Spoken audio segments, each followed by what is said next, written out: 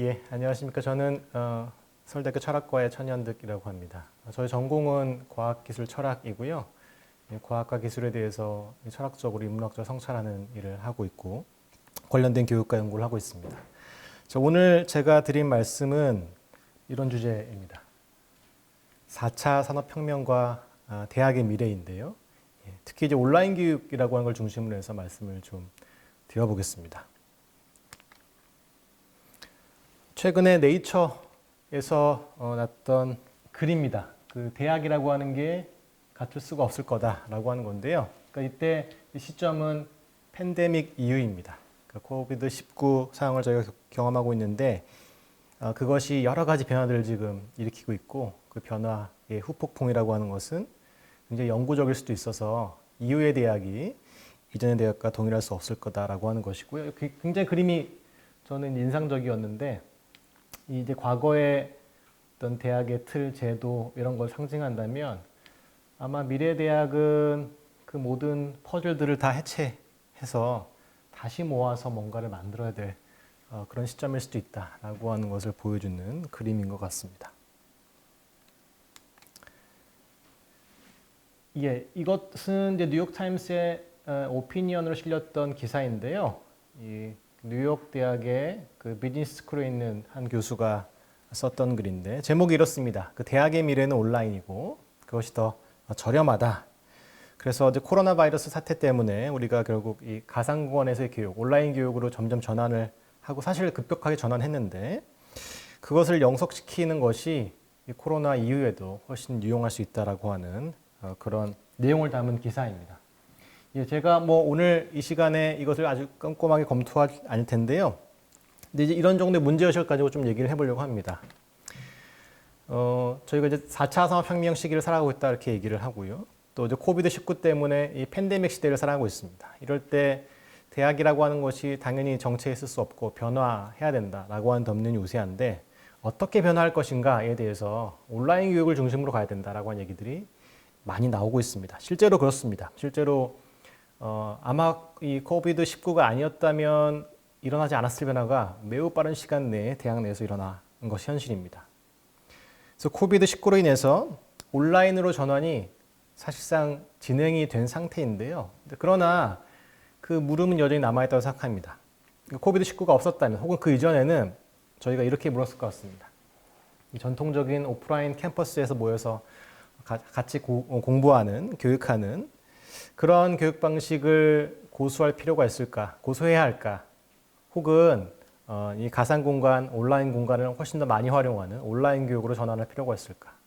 이러한 선택지가 저희에게 있었다면 사실은 이 디폴트 값이 좀 달라진 건 사실입니다. 왜냐하면 우리가 갑작스럽게 온라인 교육을 중심으로 지금 교육하고 있기 때문에 그렇지만 여전히 이 코비드-19로 인해서 갑작하게 변경된 교육 방식을 그대로 유지할 것인지 아니면 이 팬데믹이 종료가 되면 과거의 전통적인 방식으로 돌아갈지에 대해서 선택을 여전히 해야 되는 상황이고요.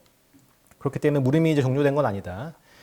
여전히 그 온라인 교육을 중심으로 하는 그 대학 시스템이라고 하는 것으로 나아가는 것이 더 바람직한 변화인지 아닌지에 대해서 우리가 선택을 해야 하고 또 따져 물어야 된다라고 얘기할 수 있을 것 같습니다.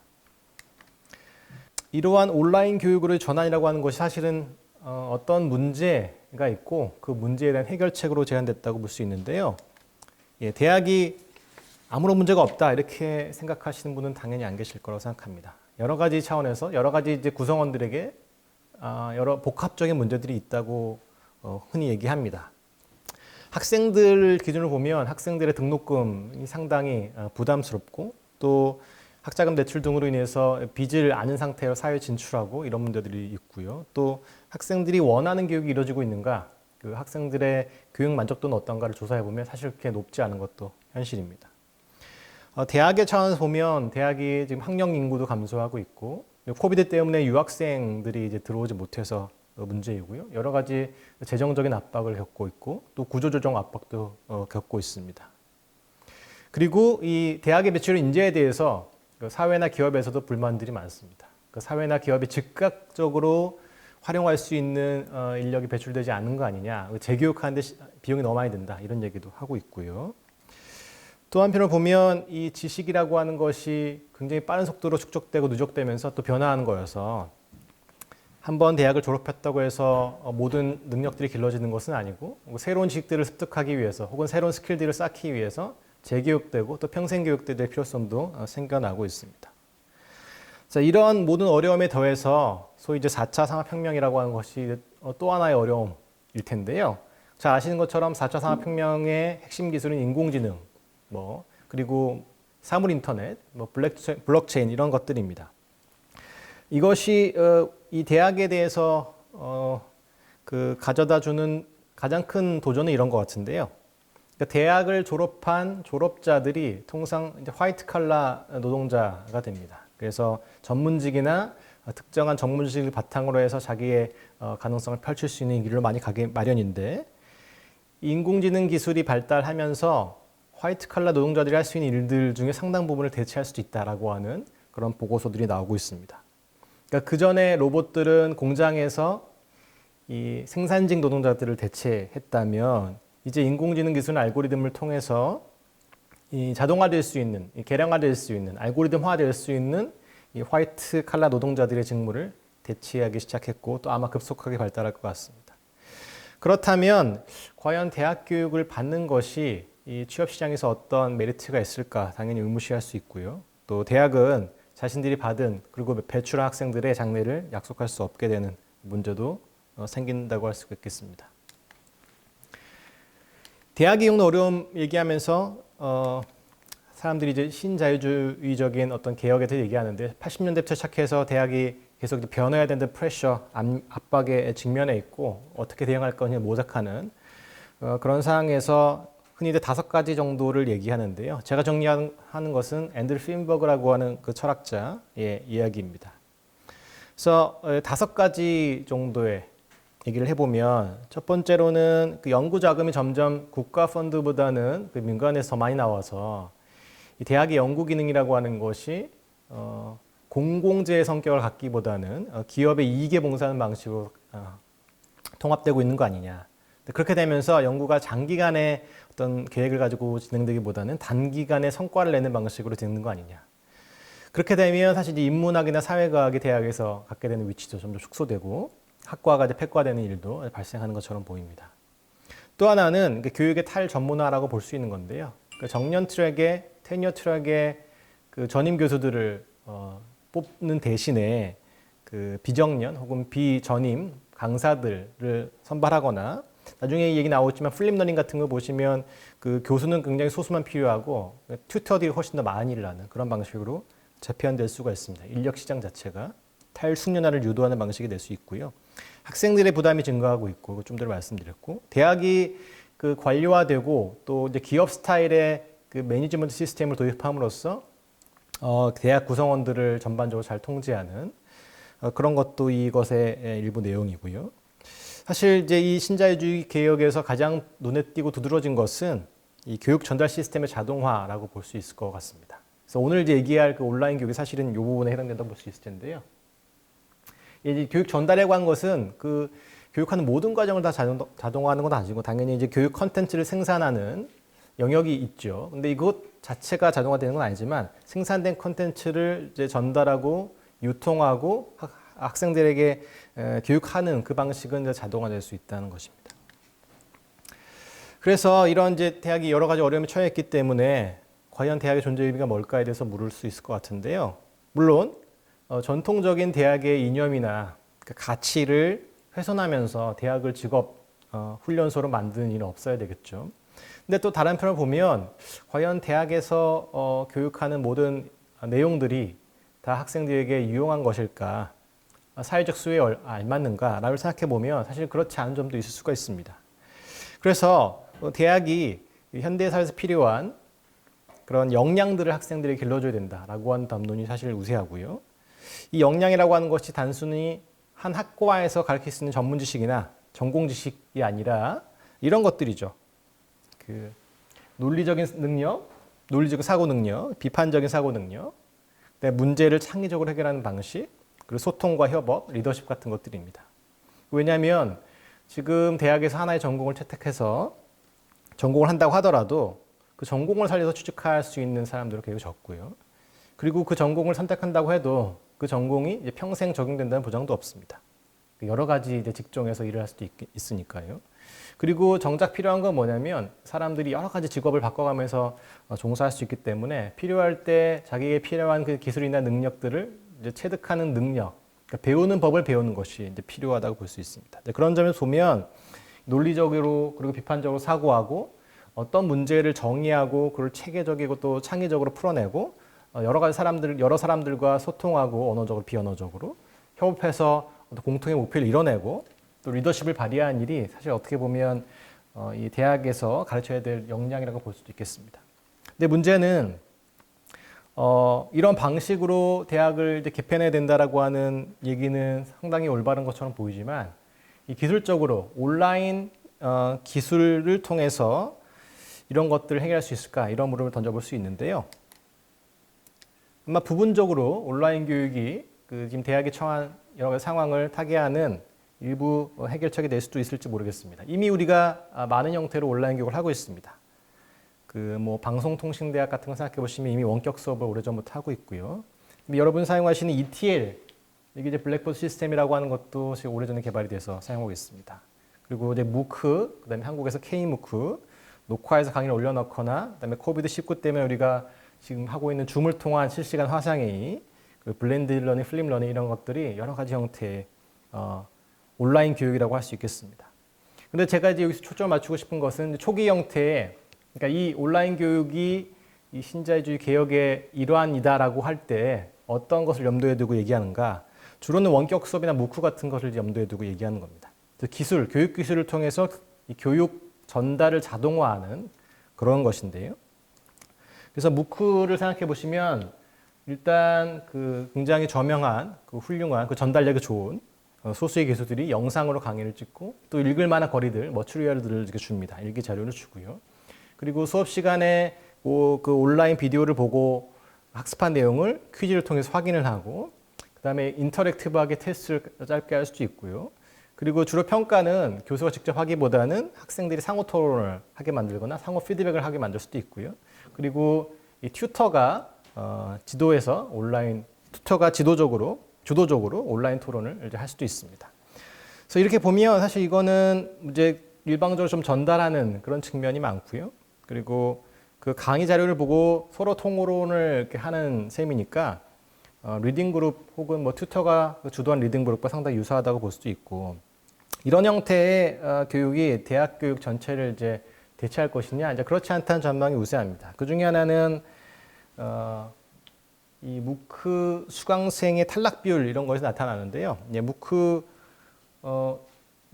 중에서 굉장히 이제 유명한 강의들은 뭐 수천 명, 수만 명이 이제 듣기도 하는데, 근데 그 통계를 보면 실제로 처음부터 끝까지 들은 학생들은 얼마 되지 않습니다. 90% 이상이 도중에 탈락한다고 알려져 있고, 끝까지 듣는 학생들은 10% 미만으로 알려져 있습니다.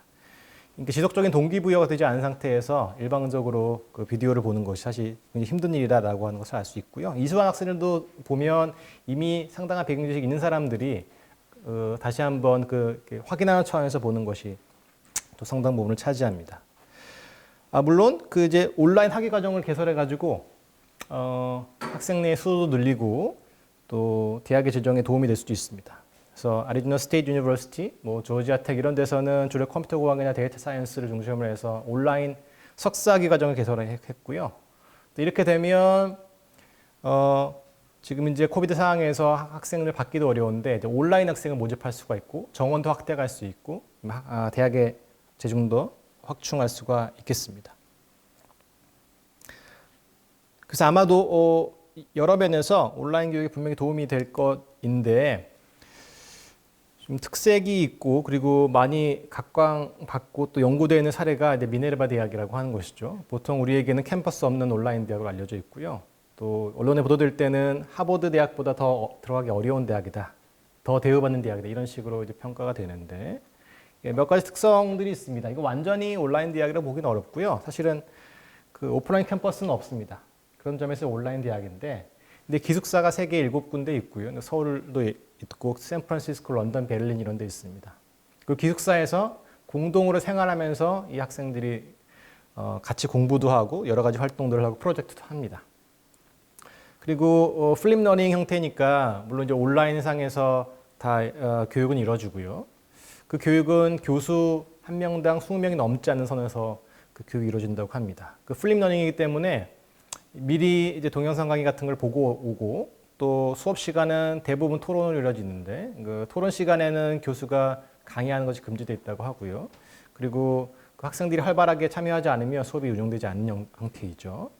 그래서 플립 러닝을 온라인 형태지만 잘 구현하겠다고 생각이 됩니다. 이 밀레니엄 대학의 교육 이념은 프랙티컬 날리지, 실제적인 지식을 습득하는 것이라고 하고 이를 위해서 역량을 중심으로 교육한다고 합니다. 이때 역량이라고 하는 것이 저희가 살펴본 역량과 사실 크게 다르지 않습니다. 이 비판적으로, 논리적으로 사고하고 창의적으로 혹은 경험적으로 사고하고 좀 효과적으로 언어적, 비언어적으로 소통하고 또 상호작용하고 그러니까 협상하거나 설득하거나 협박은 그런 능력을 키우는 것이 이 대학의 목표라고 알려져 있습니다. 그것도 흥미로운 것은 교과목을 개발하거나 운영하는데 피드백을 받는 등 이 교육의 모든 단계에서 이 공동체 구성원들이 상호 협력한다라고 하는 점이 굉장히 흥미로운 대목입니다.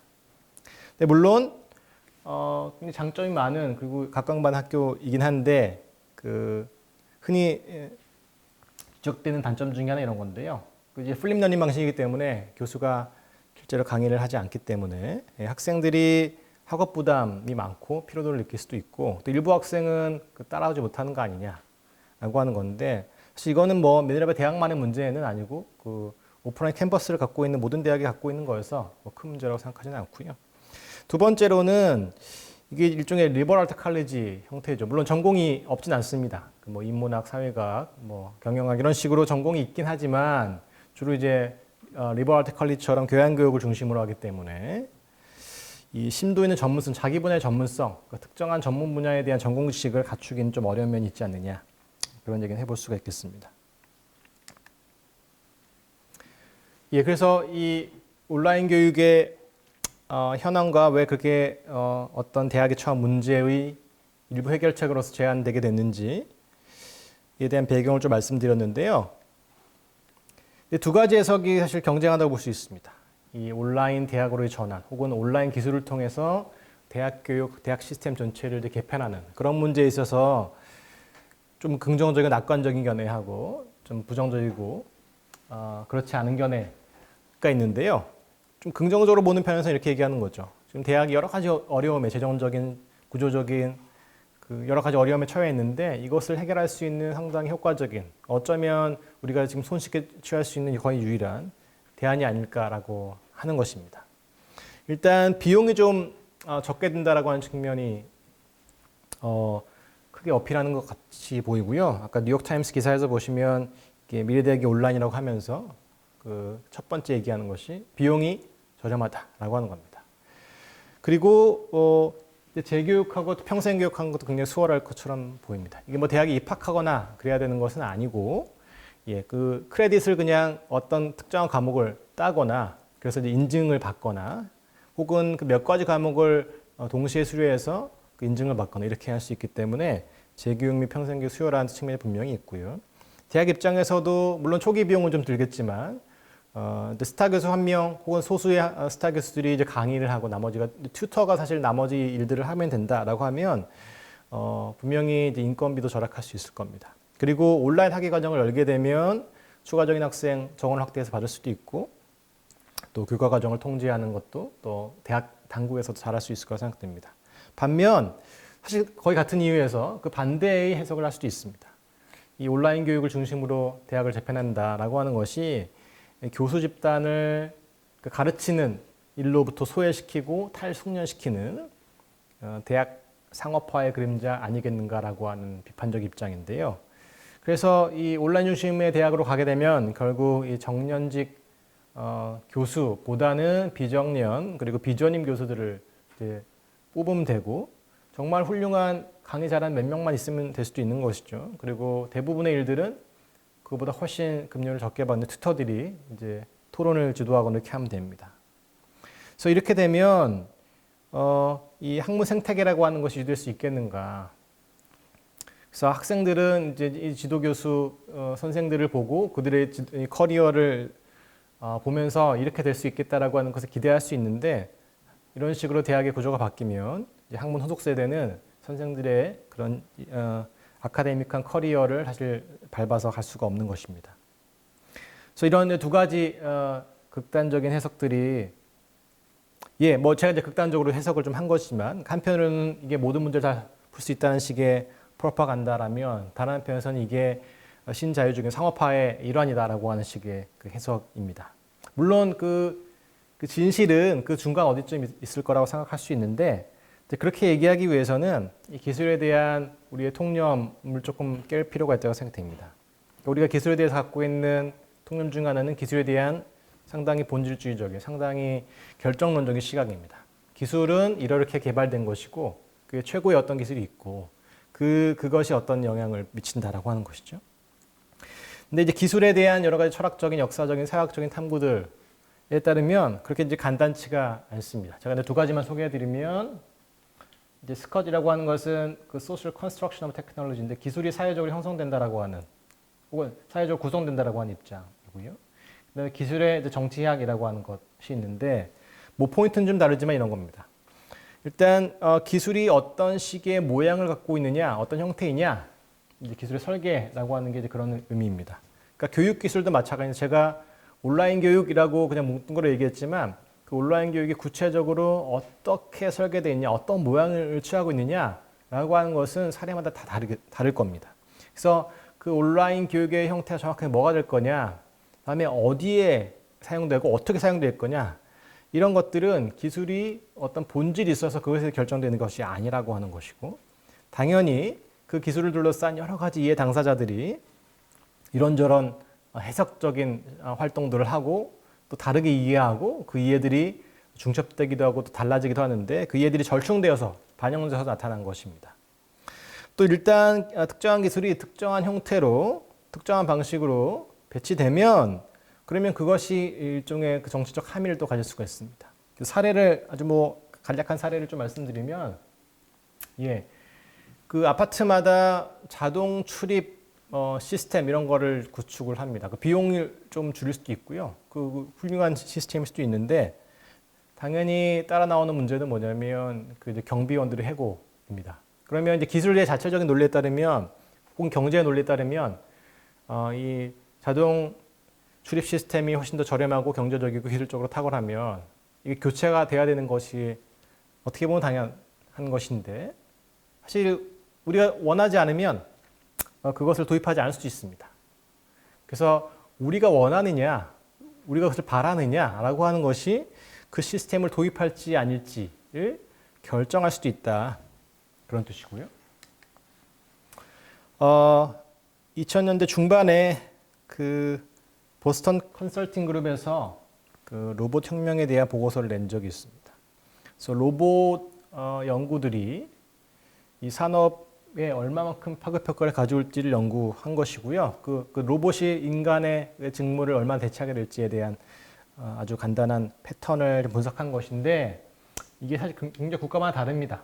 그러니까 만약에 그 로봇이나 인공지능이 인간을 대체한다라고 하는 것이 그냥 기술에 의해서 결정되는 거라면 대체로 이제 비슷해야 될 거고 아마 기술의 그 진보 정도에 따라서 결정이 돼야 되겠죠. 근데 실제로 그렇지 않습니다.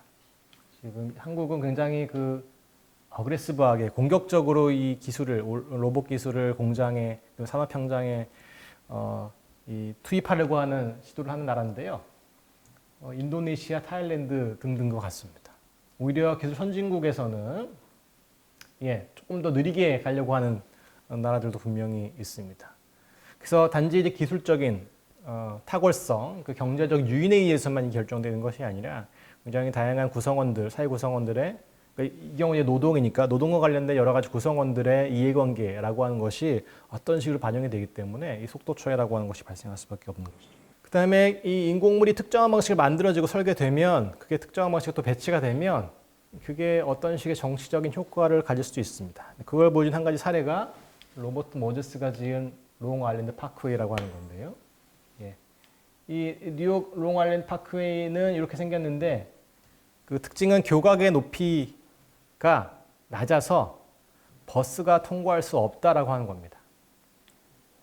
예, 이 모제스가 이제 인종차별주의적인 생각을 가지고 일부러 했다라고 하는 해석도 가능하고, 그렇지 않다라고 하는 그런 반론도 존재하지만, 일단 이렇게 인공물이 만들어지면 버스가 다닐 수 없게 되고, 버스가 다닐 수 없게 되면 버스를 주로 이용하는 빈민이나 흑인, 그 사회적으로 어려운 계층들은 여기를 통해서 갈 수 있는 공원에 접근을 할 수가 없게 됩니다. 그래서 이런 파크웨이를 통해서 공원에 간다라고 하는 이 아이디어도 사실 특정한 사회 질서를 고착화시키는 그런 역할을 할 수가 있다라고 하는 겁니다.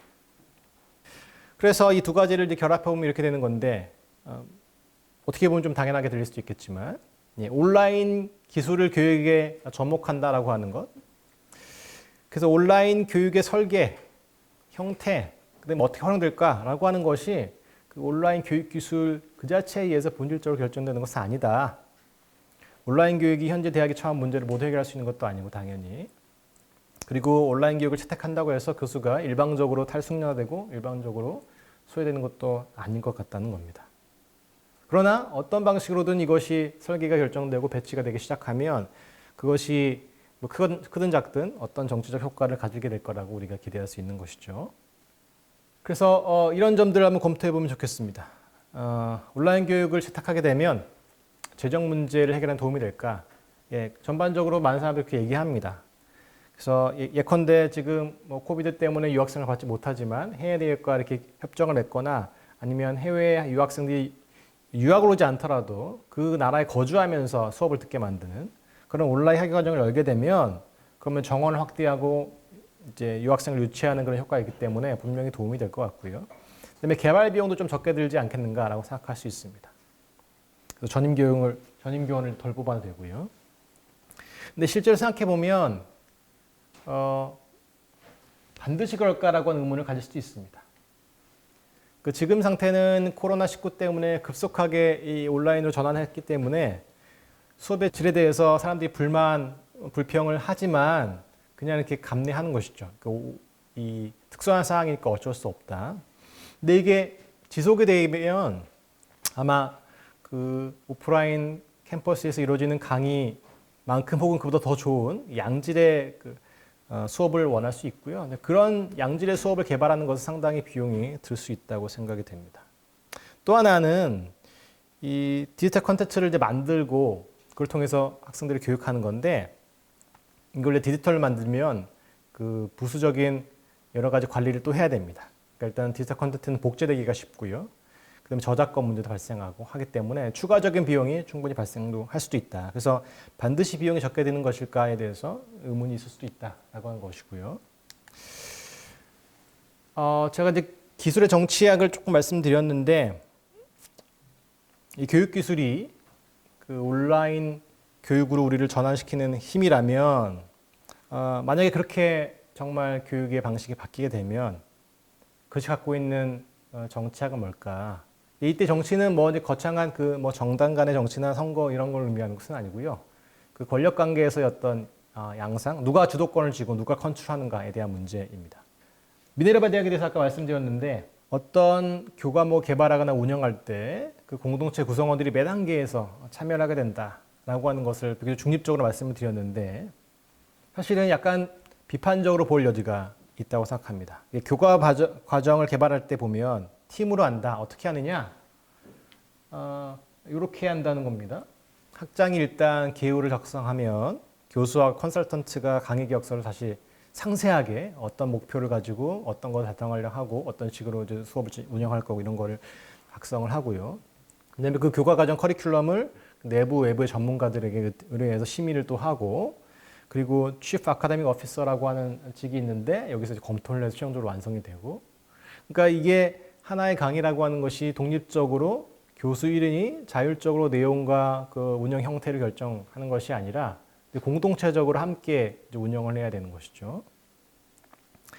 그래서 이런 방식으로 이제 운영이 될 가능성이 많을 텐데 특히 온라인 교육으로 전환하게 되면 특히 대규모 수업을 하게 되면 이 교과 과정을 편성하고 그 교과 과정 운영하는 과정에서 교수 혼자 하기보다는 여러 가지 사람들의 도움이 필요하고 특히 이제 이 교수법을 전공하신 분들이나 아니면 이 수업을 설계하는 분들의 전문성으로부터 당연히 도움을 받아야 될 거고요. 동시에 대학 당국으로부터 더 많은 통제를 받아야 될 수도 있다는 생각이 듭니다. 그렇게 되면 이 교수자가 갖고 있는 커리큘럼이나 수업 운영에 대한 그 통제권이라고 하는 것이 아마 현 상태로 유지되기 어려울 수도 있지 않을까. 그리고 그걸 유지하기 위해서 어떤 방식으로 수업 내용과 수업 방식을 고민해야 될까 이런 것이고요. 물론 이 대학 교수가 자율적으로 내용을 선택하고 또 수업 운영 방식을 자율적으로 선택한다라고 하는 것으로부터 그 권한을 다른 사람들에게 이렇게 분산한다라고 하는 것이 반드시 나쁜 것은 아니라고 생각합니다. 근데 그 분산의 방향이 그 교육 수요자인 학생들과 함께 공유한다거나 그 학과의 구성원들과 함께 공유한다거나 그런 방식일 수 있겠고 아니면 이게 그 기술적인 어떤 스텝들이나 교육공학이나 교육 설계를 담당하시는 분들이나 대학 당국이나 혹은 그 돈을 제공하는 펀딩 소스로부터 자유롭지가 않다라고 하는 방식이냐는 또 다를 것 같습니다. 그래서 이 어떤 방식으로 교실 내에서의 통제력이라고 하는 것이 분산될 것인가에 대한 추가적인 고민이 좀 필요해 보인다라고 하는 것이고요. 예, 마지막 슬라이드입니다. 제가 뭐 미래학자나 점쟁이가 아니기 때문에 미래가 어떻게 될지 예측할 수 없지만 대부분 선생님들이 생각하시는 것처럼 온라인 교육이 대학을 완전히 대체할 일은 없을 것 같습니다. 당분간. 근데 그 이유에 대해서 좀 깊게 고민해 보면 좋겠다는 생각을 하고 있습니다. 아마 한국에서 그 온라인 교육이 대학을 대체하지 못하는 이유는 대학 졸업장이 주는 어떤 메리트 때문일 텐데요. 그 대학 졸업장의 메리트가 뭘까에 대해서 좀 진지하게 고민할 필요가 있다라고 하는 생각이 있고요. 동시에 그렇지만 또 분명히 변화가 필요한 시점인 것도 사실인 것 같습니다. 어쩌면 무크라고 하는 게 강의를 주로 하고 그 일방적으로 전달하는 그런 전통적인 오프라인 캠퍼스의 수업 방식을 구현한 것이라고 볼 수도 있습니다. 그래서 역량을 교육하기 위한 다양한 형태의 수업 방식들에 대한 고민들이 또 필요할 수도 있다라고 생각이 되고요. 끝으로 제가 주로 이제 그 학부 중심으로 그 역량 중심 교육으로 전환할 필요성에 대해서 말씀을 드렸는데 사실은 이 빠뜨린 부분이 연구자를 양성하는 기능이죠. 그러니까 대학이 사회가 필요한 여러 가지 역량을 갖춘 사람들을 배출하는 그런 것도 있지만 후속 연구자를 길러내는 그런 기능이 분명히 있는데 예, 그런 부분까지 결합해서 좀 논의를 할 필요가 있는데 제 발표에서는 거기까지 다루지 못했습니다. 자, 그래서 여기까지 해서 예, 그 온라인 교육이 갖고 있는 여러 가지 해결책서 전망과 그다음에 그 정치적인 문제까지를 다뤄봤습니다. 예, 토론 시간에 더 활발하게 통일됐으면 좋겠습니다. 예, 고맙습니다.